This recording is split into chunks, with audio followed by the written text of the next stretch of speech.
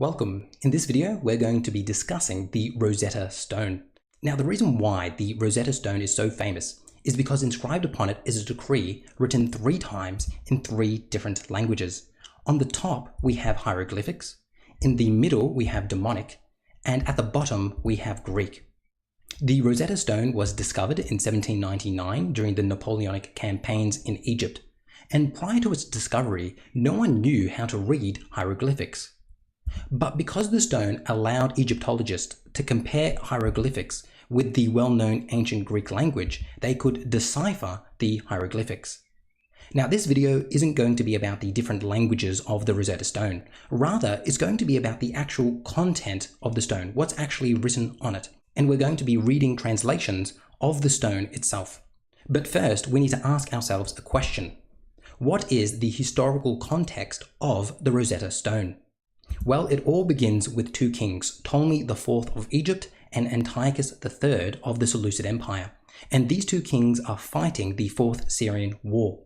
Antiochus III has just invaded into Ptolemy's territory. So Ptolemy reclaims the lost land in the Battle of Raphia. And during this battle, he's able to push Antiochus back and reclaim his lost land. We read about the 4th Syrian War and the Battle of Raphia in the writings of Polybius, who writes the following. Such was the result of the Battle of Raphia fought by the kings for the possession of Syria.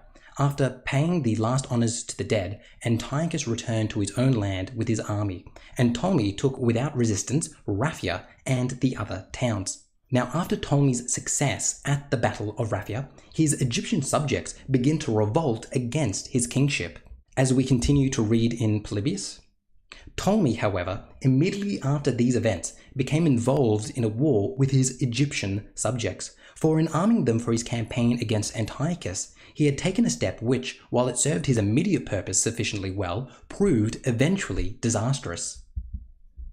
Elated with their victory at Raphia, they refused any longer to receive orders from the king, but looked out for a leader to represent them, on the ground that they were quite able to maintain their independence. And this they succeeded in doing before very long. End quote.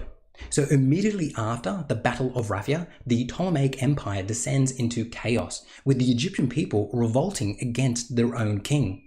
During this time, Ptolemy IV dies in unclear circumstances. He was most likely assassinated. And he's replaced by his 6-year-old son, Ptolemy V.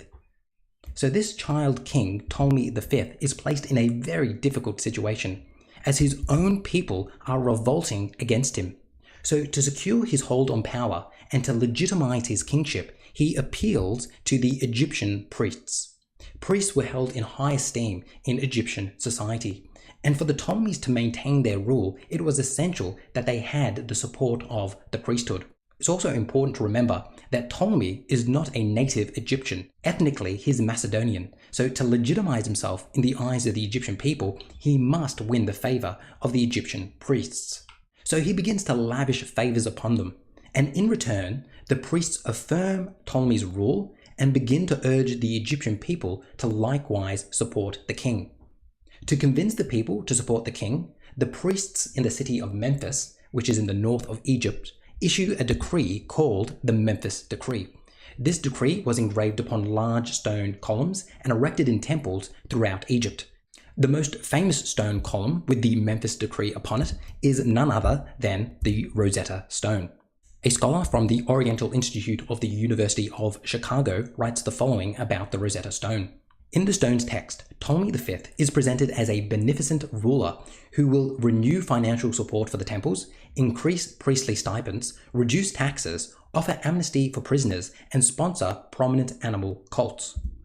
In return, the royal cult will be reaffirmed through statues called Ptolemy Protector of Egypt, erected in temples throughout the land. The priests are to tend to the statues 3 times daily and celebrate the holidays of the king's birth and the day of his ascension each month. The king's authority is therefore continually reaffirmed while material benefits are conferred on the Egyptian religious administration. End quote. Therefore, it's quite clear that the Rosetta Stone functions as a means of placating the disgruntled Egyptian masses. Ptolemy lavishes gifts upon the priests, and in return, the priests legitimize Ptolemy and urge the Egyptian people to pledge their allegiance to Ptolemy as well. Now, I absolutely love actually reading the original sources, so let's together read some portions of the Rosetta Stone. Quote, "Inasmuch as King Ptolemy, the ever-living, the beloved of Ptah, the god of Epiphanes Eucratios, the offspring of King Ptolemy IV and Queen Arsinoe, the god of Philopatros, hath given many benefactions both to the temples and to those that dwell therein, and to all those who are subject to his dominion, being a god born of a god and goddess, and towards the gods being full of benevolent piety." So in this section, we can see that Ptolemy isn't just giving favors to the priests, but to all of Egyptians as well. As you can see here, it says he's given many benefactions both to the temples and to those that dwell therein, so that's referring to the priests. But then it adds, and to all of those who are subject to his dominion, that's referring to the people themselves. So Ptolemy is giving favors to both the priests and the people of Egypt in order to win back their favor. So let's continue to read the Rosetta Stone and see what favors Ptolemy gives to the priests. Firstly, he confirms the temple revenue. We read, quote, "and hath ordered that revenues of the temples and the grants which are made to them annually, both in respect of grain and money, and also the proper portion which is assigned to the gods from the vineyards and from the gardens and the other possessions of the gods, should, as they were in the reign of his father, remain the same." End quote. Another favor Ptolemy gives to the priests is that he abolishes the priestly fee. We read, quote, "and in respect of the priests also, he hath also commanded that they should pay no more as their fee for consecration than what they had been formerly assessed in the time of his father and up to the first year of his reign." And another favor that we read about is that Ptolemy abolishes the priestly annual journey to Alexandria. We read, quote, "and further he hath released members of the priestly class from the obligation to sail down the Nile annually to Alexandria." End quote. Now, in return for all of these favors, the priests will legitimize Ptolemy by performing the necessary religious ceremonies for a pharaoh. So festivals are established in honor of Ptolemy V. We read, quote, "the birthday of the king, and whereon he received the sovereignty from his father, on these days a festival and a panegyry shall be celebrated in the temples of Egypt each month, and sacrifices and libations and all the other rites and ceremonies which are prescribed shall be duly performed as on other festivals." End quote.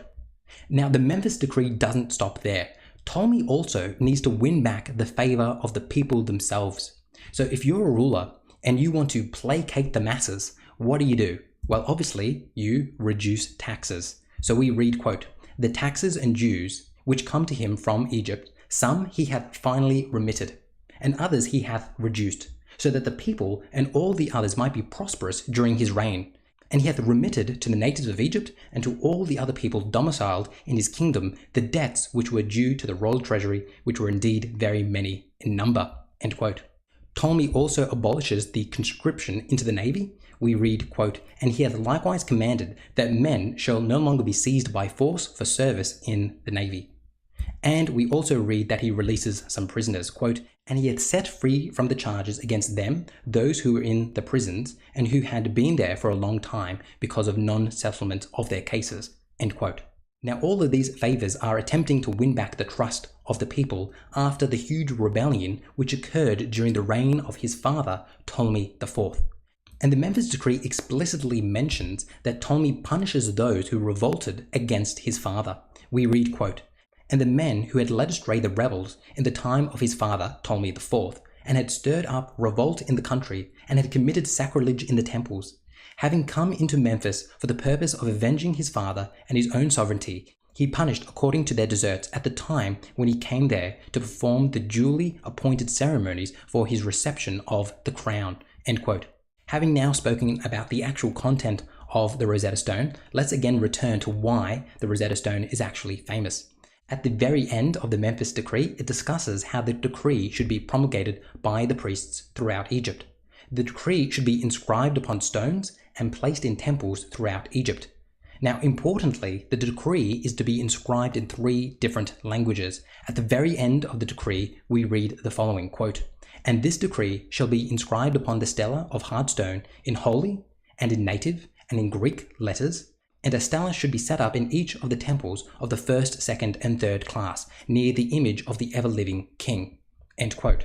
So this decree is to be inscribed in holy letters, which is referring to hieroglyphics, a language used by the priests for religious purposes. Other translations of the Rosetta Stone refer to this as, quote, "the language of the gods." Then it's also to be written in the native letters, referring to Egyptian Demotic, a language which was used for everyday purposes. Other translations refer to this as, quote, "the language of documents." And finally, in Greek letters. Remember that the reason why Greek is being used here is because the language of the Ptolemaic government, ever since Alexander conquered Egypt, has been Greek. So these are the three languages that we find on the Rosetta Stone. And as we began this video, hieroglyphics are at the top, Demotic is in the middle, and Greek is right down the bottom. And that is a nice little summary of what the Rosetta Stone is, the content of it, and why it's famous. Hopefully you feel like you have a good grasp of what the Rosetta Stone is and the historical context for it. As always, if you're enjoying these videos, your support would be greatly appreciated, so please consider supporting me on Patreon. Find the link in the description below. If donating isn't something you're able to do, it's still tremendously helpful if you hit that like button and leave a comment. And finally, make sure you are subscribed to get my next video. Thank you for watching until the end, and as always, I'll see you in the next one.